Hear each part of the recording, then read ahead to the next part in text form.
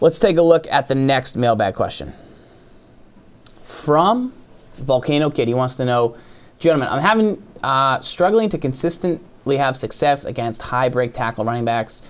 Typically, I'll try and compensate for heavy run scheme with additional guys in the box. I usually use the Minnesota D playbook with multiple 4-3 teams, but I'm not opposed to adopting another 4-3 or 4-6 scheme if necessary. The stretch, the counter, and the toss can all get guys like Lynch and Peterson outside against my primary tacklers. I must be missing something obvious. Yeah, the easiest thing for anyone to do to if you're struggling to stop the run and you're not using 4-3 stack, the easiest thing in the world for you to do to improve your run defense is to play 4-3 stack.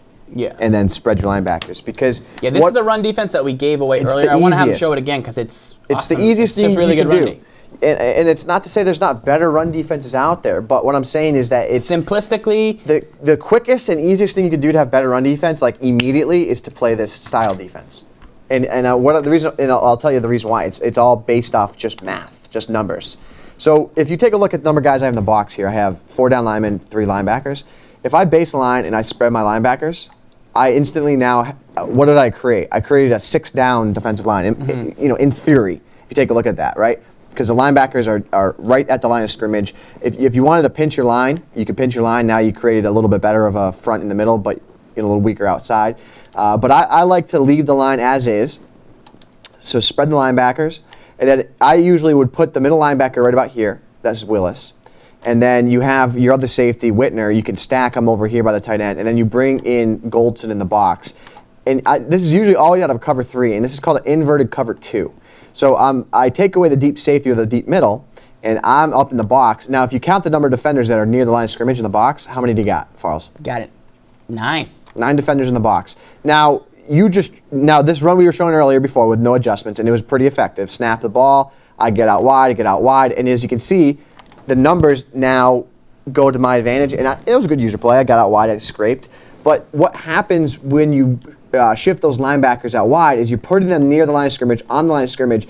So what they do is they don't allow the tight ends and the offensive tackles to push up field. They get picked up, and now he scrapes, and now he's able to get out wide. That pushes you to have to cut your running lane out wider. I make a great user play, but even if I miss there, look, I have run support right there. Right there. So again, the 4-3 stack is the quickest thing you could do to improve it. Yeah, one of the keys there, so you just spread your linebackers. What you want to do is make sure you shade your safeties back in, because that'll help cover the middle part of the field where you're taking away Goldson from.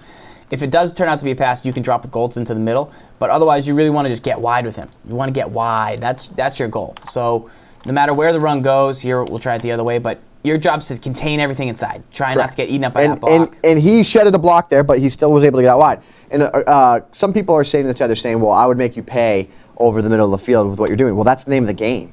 Yes, I hope you might. You're supposed to try to do that, but what I'm gonna do. Stop the run. They can't do anything. If you're passing on me, right? If you're gonna pass at me out of this set, then I'm gonna be aware of that. I'm gonna realize that, and my responsibility, if it is a pass, is to go directly where that zone used to be. So snap the ball. Oh, it's a pass. I got to recover deep now, and I got to try and make a play, and then I pick it off. So that's your responsibility. You're not just selling out on the run, even if it's a pass. Even if it's a pass, you're not just going to go, oh, I'm going to try and stop the run, or I'm going to play the yellow zone. That's also a good point. What I was going to get to about the yellow zone. You put yourself on a yellow zone so you don't move at the snap of the ball. Yeah, so you'll be ready to fire when the snap happens, and that's just a good habit to get into, and it's a good way to slow it down.